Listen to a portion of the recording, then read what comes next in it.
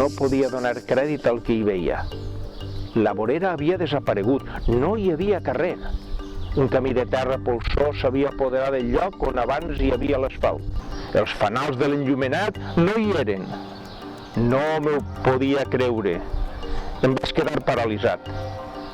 La primera intenció va ser fer un pas enrere i tancar la porta. No m'ho puc creure, és un recull d'històries, però un recull d'històries un poc especial.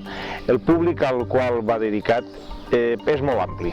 Va des de xavals de 15, 16, 17, 18 anys fins a persones adultes. Per què? Perquè les històries en realitat són històries increïbles, però amb una versemblança molt gran. És a dir, que a partir de fets que semblaria que són màgics o que són inversemblants, es transformen en una història misteriosa que sempre té un final almenys sorprenent.